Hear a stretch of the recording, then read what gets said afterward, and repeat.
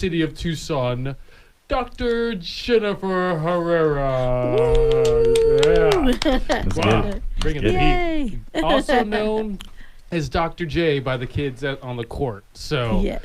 that's Dr. J in studio with us. Thank you once again for having me be here with you. Oh, well, I love being here, and I appreciate all the support you give me. Thank you. Absolutely. Well, I think we're blessed. And I think today especially we're like just feeding this trilogy of goodness between me, you, and our first guest that we'll have today, who we've just continued to feed each other's souls like chicken soup over the years, over the months, definitely, for sure. Yeah. To get to where we are today, and to get to where we go next. Like earlier in the show, in the Common Good radio show last hour, we were talking about the upcoming project that that we're working on, Entrepreneurship Academy, and all of those things. So it's really special, this relationship that we've had, and I'm super excited to not only talk about that, but talk about all the amazing things that Andreas Ruiz with the I Believe in Myself are doing for our community, have done for us. And then also I heard that later in the show we're going to have a Tucson International Academy educator on with us. And graduate of Tucson International Academy. There you go. Yes. Nice. And college graduate. And future superintendent, right? Well, yeah. that will be determined. Huh? Only time will tell. Yes. So cool. So No pressure. We have an amazing show today, and I'm super excited to get the party started. And also, let me not forget, just so we have some clout and some street cred, we got Kathleen Dreyer in studio with us. Yep. Amazing woman. Yeah, with a really cool jacket from who? Nadia Hagen. From Nadia Hagen. Yeah. And Chen Nice. Yeah. So it's a beautiful jacket. definitely check that out. She's wearing this jacket right now that was created by Nadia Hagen, and it's you can show it right there. There you go. It's absolutely amazing. Yeah. And Yes, it is. she's in studio today taking pictures of us, and we are going to use those pictures to display to the world how beautiful we can be if the pictures are taken in the appropriate light. That's it. The appropriate light. Yes. The magic Thank light. you, Kathleen, for shooting us on a good side in the appropriate light. Yes. Yeah. So, but let's start it off with my bud, Andreas Ruiz. Thanks for being here with us. Yeah, man. Thank you for buddy. having me. I appreciate it. Yeah. Always fun being here with both of you. I know, and I want to think, I don't know when the last time we had you on the show, maybe it's a couple, 3 months, but it's like every single month you have a lot of amazing stuff going on, and you're making like leaps and bounds. Like, give us like a I Believe in Myself update, and like how things are in your world nowadays. Yeah, so I've been blessed to be able to continue to serve TIA, their staff, their kids. I've given a presentation for TIA, the staff, and for the kids, and I coach some of the staff and the kids there, and they've all been so amazing, and their willingness to be so open about their challenges and how I can help them has been really awesome, because I love serving, I love helping people. And just recently we also had PPEP, and made an amazing person, Amy, really connected with her, and today I'm actually going to be going to Amado to go meet some of the youth that I'm going to help as well. And so right now there's a lot of need, especially on the south side of town. The kids are really struggling with a lot of... You guys in PPEP, TIA and PPEP, there's probably some connection we possibilities there. greatly respect them and just love all the projects they do. Yes. Yeah. And what I love about it is they're doing a lot of work down there where I'm from, because I'm from Rio Rico, and Amado is like about, I want to say maybe 15, 20 minutes. And there's a lot of need down there because there's really, I remember when I was a kid, there was never speakers or anybody like come down there, and it seems like it's still the same. So I believe that. Yeah. There's a lot of need there. Rural, and it's a little bit isolated. It is. And you can imagine being in an isolated place and then COVID happening.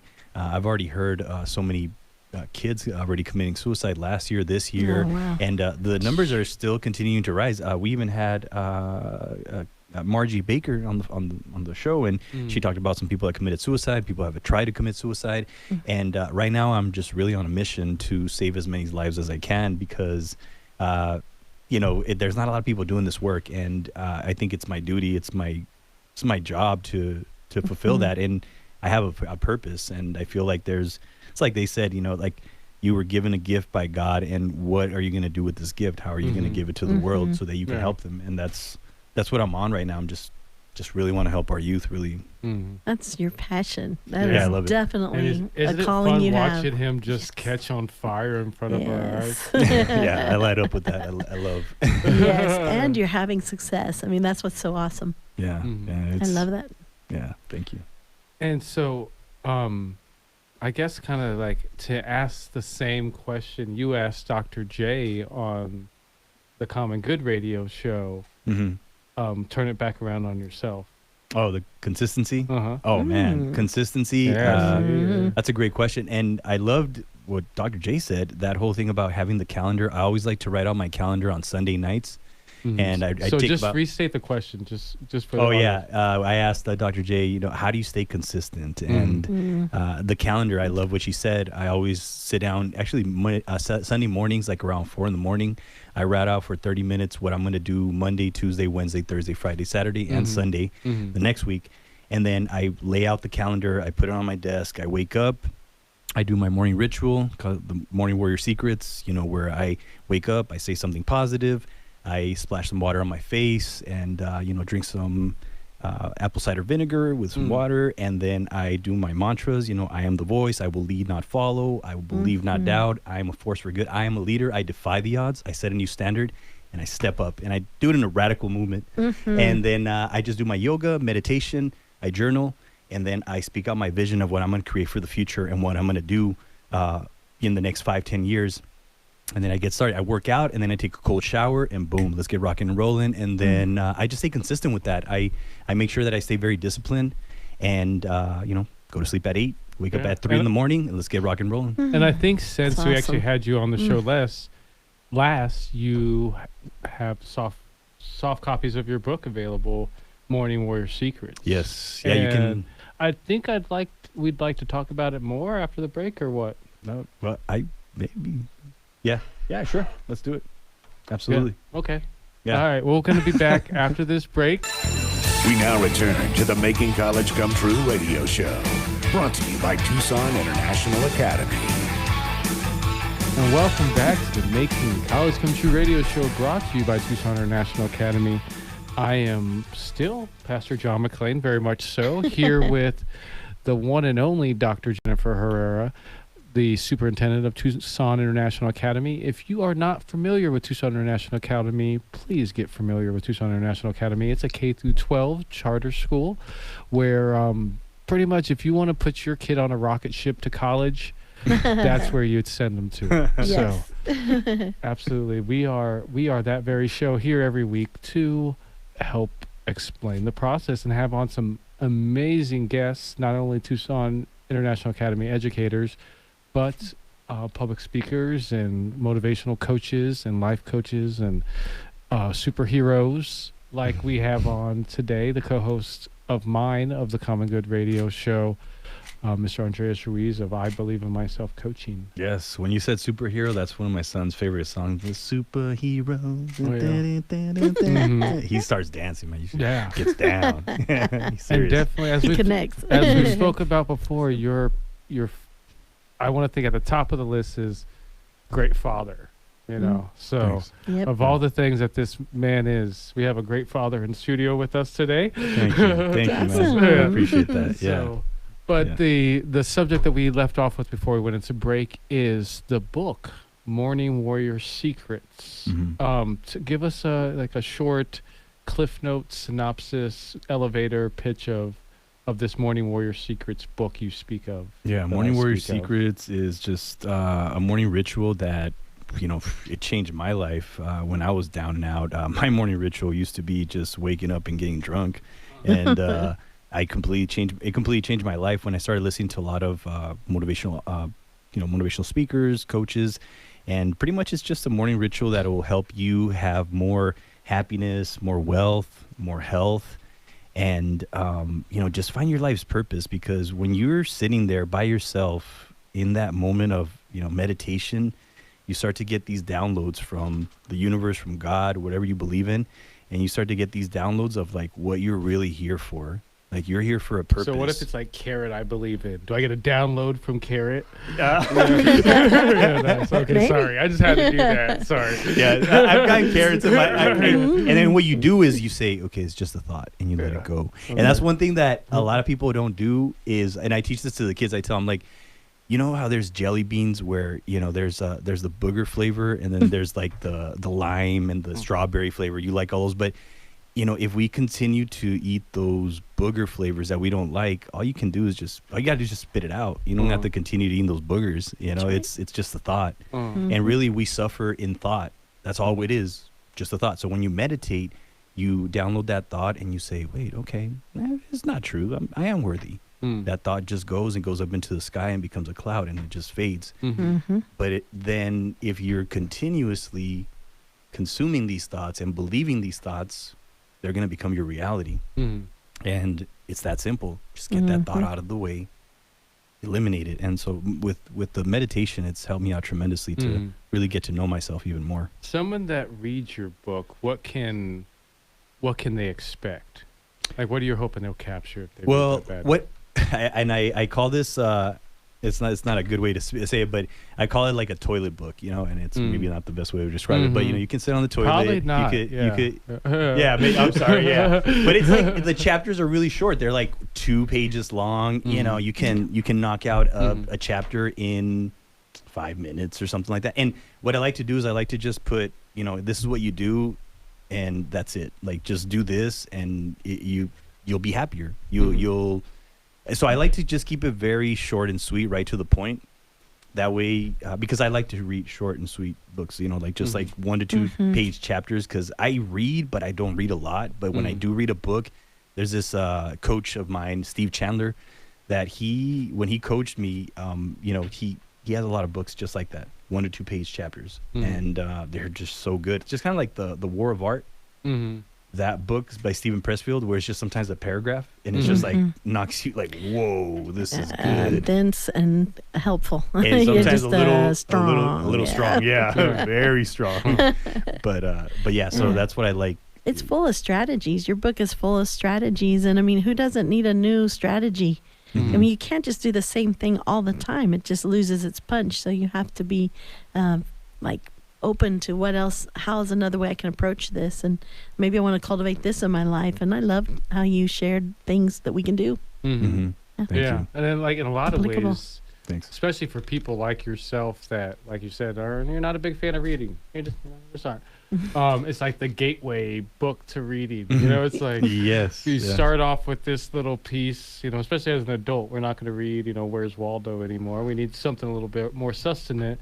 And then, this gets you to that next level, like you're saying, the War of Art, or A Big Leap by Gay Hendricks, or is that one kind of like 2 page? It's pretty easy read. Okay, yeah, The Big Leap's a pretty easy read. Most of the stuff that I've suggested to you is pretty easy read, just because I'm not a big fan of into real gaudy intellectual stuff either. Like it's I want to be entertained. I want to think, even with this show, like in some capacity, like we're not here to lecture people or to take people to school. We're here to entertain you, and if you learn something from it, then good, because certainly that's the intent. That's right. Yeah. So aside from Morning Warrior Secrets, it's kind of cool. A thing that came in mind that I thought would be a cool notion is, what's the difference between working with children and working with adults? So working with children, what I like about it is that they're really really open to really just learn new things. And with adults, it's a little bit different, but I would like to say that I've gotten really some great responses from a lot of adults, and they're pretty willing to learn as well. But something about the kids, there's just so much hope there. And like this quote that says that it's easier to fix a young teenager than to fix a broken man, like, because the man has been through so many beliefs has so many experiences in his life that sometimes it's really hard to really change a man who's really just this big like macho man. Because I used to be like that big macho man, like, you know, I'm tough, you know, I don't cry, I'm a tough guy. And I had this like really belief that, what do you know? You don't know nothing. Like, I know everything. And really, I didn't know anything. I was like, I was a real, like, yeah, I was really not that bright. But so yeah. And now, you know, I see some relatives that are 30, 40, 50, 60, and they're still struggling, and it's they are in their own way. They are the problem, but they don't see it because of their ego. Their ego is so big that they will never change. They would rather die than their identity of being that macho man who has so much ego. Yep. No, he's not going to die. I'm going to die first before that ego dies. That ego is way more important. I'd rather be happy and let my ego die. And I'd rather eat good meals, you know, with my wife and not, you know, just why start that conflict just to get the upper hand? You know, just sometimes just shut up and, you know, just say, hey, I was wrong. You're right. Or tell your son, hey, son, I apologize. I'm so sorry for yelling at you that way. And man, that just sorry, That's changes everything. Makes a difference. You got to let go of the ego. If you continue being this egotistical person, you will continue to suffer and you'll never be happy. And it's all about just love and happiness. That's what I put in one of the chapters. It's like, that's what I want to do. I just want to love people and I just want to be happy. That's right. Yeah. Yeah, and you can bring that to others just by how you are. You can, who you are is definitely spreads out whether you mean it to or not. So why not be the best version of yourself? Yeah, absolutely. I agree. Awesome. Well, thank you for coming on with us, brother. Yeah. Thank you for having me. I appreciate Yeah. it. I always love being with you too. Time. Yeah, and those out there, check out Morning Warrior Secrets on Amazon by Tucson International Academy. Go to TucsonInternationalAcademy.com to get more info about the book, Making College Come True, as well as to register your child in Tucson International Academy to make college come true for them. That's right. Yeah, see, change your life, have a good time, and learn a lot of new stuff. Yeah, and it seems like one of the big things is like discipline and integrity. And those kind of like a lot of these key values that I learned in the military. So that's awesome to hear. Yeah, we got the engineer came in to make sure that everything was running as it should. But as I was saying, I am Pastor John McClain, and I'm here with Dr. Jennifer Herrera. She is the superintendent of Tucson International Academy. So pretty much I want to think safe to say the professional of all things Tucson International Academy. Yes, and making college come true. And we have a special guest in studio with us today because we've been doing this show for, I don't know how long, at least few months. Several months. Yeah. And this is the first time we've had her in studio with us. I think she's been hiding from us. Every time she was asked to come on the show, she was like, no, I got to do my hair. And I got this big event and I was going to go to the moon. I was picked. Yeah. But we have Rubina Herrera here in studio with us. Maybe, I'm sure at school, are you referred to as Mrs. Herrera? I'm actually named Miss Ruby, just because it's a lot easier for my students. Yeah, sure. all those R's. Cool. Yeah. And like I was telling you when you came in, I have an aunt Ruby, and she's my favorite aunt. So awesome. That makes sense. Maybe it's like a Ruby thing. It's just like our cool people. I guess so. Yeah, that makes perfect sense. So the question that I ask every single person that's even somewhat associated with Tucson International Academy is, act as if I've never heard of Tucson International Academy and tell me, what is Tucson International Academy? All right. So Tucson International Academy is definitely a school, but also a family. I've heard that a lot. Oh, yeah. Yeah. That's true. Yeah. I was at Broadway campus for at least from kindergarten all the way to 4th grade. So I got to be with that same classmates basically that whole time. Nice. And then I transferred to the West campus, and I stayed with my 5th grade class all the way till 12th grade. And the majority of those students stayed as well. So that's wild. We all knew each other pretty well. And how many people would you say that was that you like experienced that with? Like 20s. Yeah. 20s. Yeah. Nice. That's cool. So there's like 20 people that were like like your family, like you're saying, like cousins, Yeah. brothers and Yes. sisters. For, I used to tell them, please don't try to date each other. It'd be like dating a sibling. yeah. I mean, it's you're just too familiar. You're with each Mhm. other every day for that many days. Mm-hmm. And, they certainly stopped using their manners. So we would have to constantly remind them to use your manners. It's Yeah. even Don't though you act know too each familiar. other. That's Yeah. right. We Yeah. did. And it kind of worked because as they became young women and men, I really like how they started respecting each other and respectfully being more in line with what you would hope young adults would do. Mhm. And to this day, if they see one another, it's just a great reunion. Mm-hmm. Yeah. Nice. And this, I guess, is the first time on the show we've had somebody who was a product of Tucson International Academy and an educator of Tucson International Academy. So, like, what was that? What was it like? What does that transition look like? I mean, it's I want to think like the 10 to 15 year time span that you had gone from going to school there to now you're teaching. Like, what is that like for you? Honestly, it kind of comes to my advantage a bit, Mhm. just because I know what's coming. I know what to expect, pretty much. So it's been really nice, though. Very easygoing. I know most of the teachers and the students there. While I was in college, I did student teaching at the East Campus with a principal there. And since then, I've been working there at that campus, and the students and I have a great relationship. Very professional as well. It just really helped me connect with my students more, because I can also understand where they're coming from. And since we're so close to age, I am a young teacher, so it kind of comes to advantage as well, because now I can relate to how they feel, what they're doing, and I can just kind of mentor them a little bit, and it helps. Huge help. Yeah. And they relate to you because you can say, I came to this school too, and I went to college, Yep. and I did it. If I can do it, you can do it. And they look up to her as a role model and as a someone that they would like to emulate. Nice. She also was a dance coach, or actually the what did you guys call yourselves? You were the choreographer, founders. and We were the founders of our dance team Nice. at TIA. Nice. We just did mainly like modern or hip hop dances. That's super cool. But yeah, Yeah. And then you started teaching the young ones, the kinder, first, second graders, and you raised up a little leader there, right? That was fun. yes.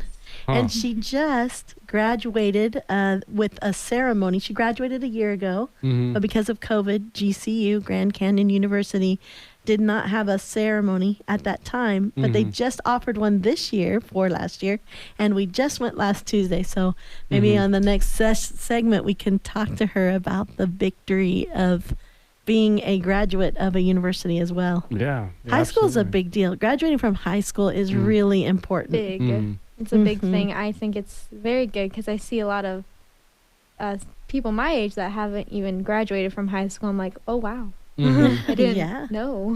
Yeah. And then that's where, as people who are creating the school together, I mean, really, she helped us formulate the school, because we're not going to have a school that we wouldn't send our own daughter to. And so just by seeing what worked and didn't work, we were able to form systems and implement strategies that were working that seemed to take the kids in the direction of college, which is what we valued. So it's been fun to see what worked, what didn't work. And now as a teacher, Miss Rubina is able to see what works and doesn't work. And she too will be able to make changes for this next generation. Her generation was a set of people, but that does change. And I don't know if you see some changes already. Yep, she's shaking her head. Oh yes, big difference. So there's things you'll have to change in order to reach them, correct? Yes. Yeah. Love it. Nice. Well, we will speak with Miss Ruby after this break. You guys hang in there. We got one more amazing segment following this break. Don't go anywhere. If you have to go to the bathroom, do that really quickly, but I need you to come back because you'll want to hear what we have to say. This is the That's Making right. College Come True radio show, brought to you by Tucson International Academy. I'm Pastor John McLean, here with Dr. Jennifer Herrera, also known as Dr. J. Not Dr. J, the basketball player, but I wouldn't challenge her to one-on-one if I were you. We'll be right back. We now return to the Making College Come True radio show, Brought to you by Tucson International Academy. Hello, everybody, and welcome back to one more amazing little bit of Making College Come True radio show brought to you by Tucson International Academy. I'm here with the amazing Dr. Jennifer Herrera, also known as Dr. J on the basketball courts, and not like the NBA courts, but like if you go down to Tucson International Academy, I was driving actually by it the other day. I saw the kids out there. They got basketball courts out there. We got basketball. So, yeah. On those courts, she's known as Dr. J. There you are. Yeah, absolutely. And I'm Pastor John McLean. We're here with Miss Ruby, as she's known in the well-knowledged classrooms of Tucson International Academy. Midvale, or which campus are you at? East Campus. East Campus. She's an East Campus folk. I've had those Midvale folk in here, and they're a different type of clan than East Campus. Yeah. Yes, they are. Yeah. Yeah, I would say maybe you East Campus people may be a little highfalutin. Is that a thing? Is that a possibility? Possibly. Yeah. I can see it in her eyes. I can see by her fancy nails that this is a fancy lady that I have in studio, and I'll have Dr. J take it away. And I know you had some college questions you wanted to ask her about. Yeah, I think what's interesting is because Miss Ruby did attend Tucson International Academy, all of her grades, kindergarten all the way through 12. Wow. It's always good feedback for me as the one who kind of designed the programs. What worked? What are some things that you think made a difference that you learned and practiced in high school that carried over and helped you in college? Does anything come to mind for you on that? Well, definitely yes. TIA does really do help a lot for students to help them get into college. They, of course, get you tested. They make sure that you get your SATs, ACTs, if ACTs are available for you. And they get you tested. They keep practicing with you. And they're always on you, which is great and helpful because sometimes you need that extra push to just do it. And one that really helped me was when they helped with our FAFSAs and just requesting to go to that school, to that university or all those college. Steps, right? It was a lot of work that no one expects will happen. So TIA really, really helped with that. I don't really know any other school that does that for their students. To that extent, probably. Yeah. And it just really helped me out. And then it helped other friends. I already have some of my friends that graduated high school with me say, hey, your mom is awesome. She really did help out. The school really did help me be successful. And some of my friends... No one ever says that about my mom. Gosh, I'm so lucky. I'm quite honored right now. And even I had two friends of mine, when they went to U of A, they were taking a Spanish class. And they said even from TIA that they were the only ones in their classes that could answer their questions. Wow, that's awesome. Right. And who was your teacher for Spanish? Well, my teacher for Spanish was my dad. Nice. Mr. Herrera. Yep. Yeah, and he, so that's a great report because sometimes, you go about your business and you're a teacher and you're doing your best, but some days you don't know, am I making a difference? Does this really matter? Gosh, I'm tired, and so you're looking for ideas and feedback, like what should I do and what could I maybe not do or what's ineffective. So I think that it really makes a difference having someone who went to our school who's now working in our school. And I'm actually privileged to have, let's see here, how many of those I have? 3. I have Rubina, of course, is our legacy student, K-12, always with us. Then there was another student, Monique Cañez, and she came in 3rd grade, I believe. And then the other one is Virginia Rodriguez. That was back when we were only K-8. And she was with us for her upper like I think 6, 7, 8 years. And she teaches with us. And so it helps because they have stories about when they were in school. They know how things should run. And when they don't run that way, boy, they're able to step up and say, hey, what's going on? We don't do that at TIA. And it really matters. It keeps that feeling. It keeps that family element alive. And just they're able to encourage each other. I mean, our staffs are very small. How many teachers are at your school? Only 5. Yep. And so that's like 5 classes. There's 20 or less kids. So you see that it's a small setting, yet we're able to do big things. And that's what I get with the quality of teachers that I have. And of course, it does help having someone who's gone to your school that is now giving education at your school. So I love that, actually. It's an honor. And we did not pressure Miss Ruby to come to our school. In fact, we said, hey, do you want to have some adventures elsewhere? Do you want to do another profession? But the thing is, when you're called to something, you are called. Yeah. And I know one thing that I remember, and you can comment on this, is I remember saying, you don't have to be a teacher just because, we are. And I just remember her saying, I just can't imagine doing anything else, and there's so much work to be done. And there's things I want to try that I've thought of that you guys don't try. So I love that. It means innovation is coming soon. Yeah. Well, and I think that kind of segues to another question I was thinking on the top of my head, my little noodle, is what do you see yourself doing next? Well, I do want to get my master's degree, possibly a PhD. I do want to try to go into about like school counseling a little bit, maybe even early childhood, just get more familiar with that, and possibly maybe in the future become principal, and then maybe from there we'll see how it goes. Nice. So love this is it. definitely something you see that like you just on this path, and it's just a matter of kind of carrying it out. Yeah. That's super cool. What's one of the most rewarding things you've seen being a teacher? What is it that keeps you coming back to school every day? What is it about the kids or the? Honestly, it's just my students. I love my students. Like when we graduated from GCU, our person that was announcing our college of education, she said, "For us teachers, we know we are called. It's not something we want to do, but we're just called to." And I just felt like I was called to work with these students to help them.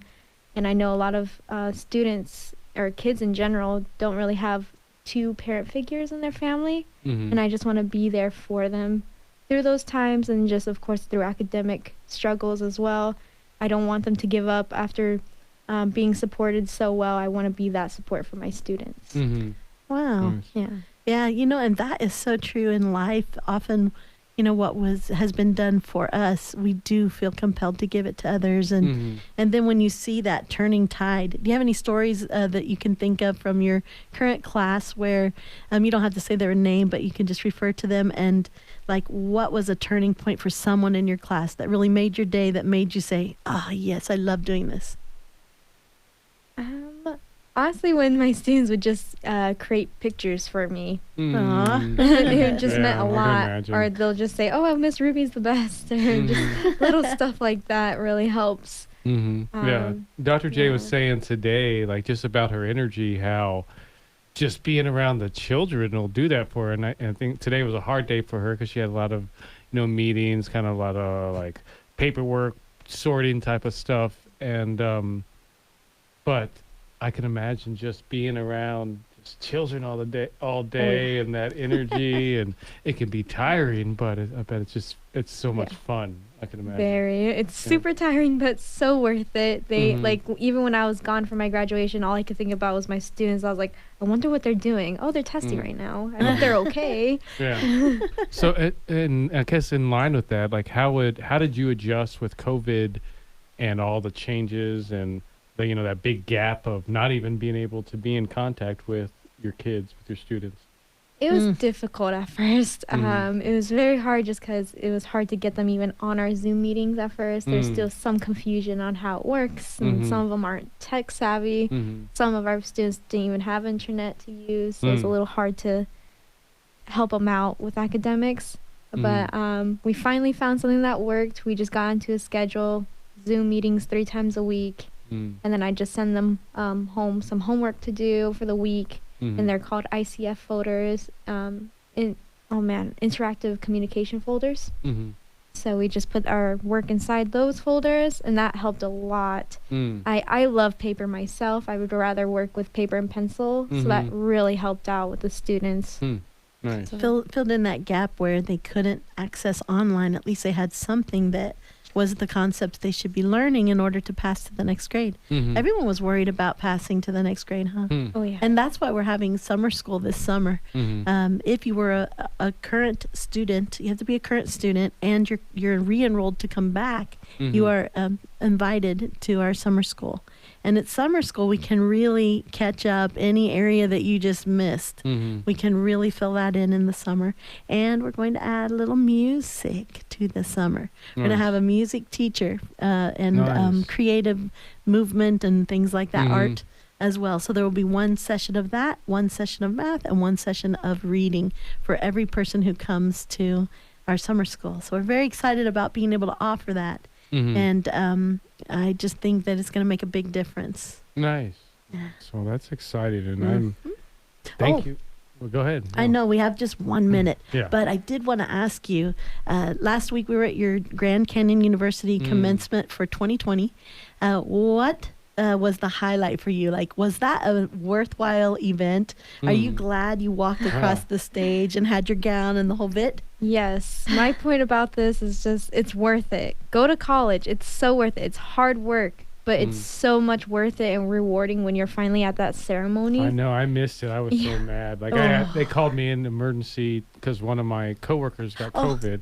Oh no. So yeah, That so I had to happens. cover for them. But I heard how great it was. That's Yeah, it was So amazing. It's nice. so worth it. I always push my kids to just go for it. Do Mhm. it. Even if it's hard. Don't give up. Keep Mhm. going. It's fun. It's worth it. It's Nice. not just a piece of paper. It's actually conceptually is like your future in your Mhm. hands.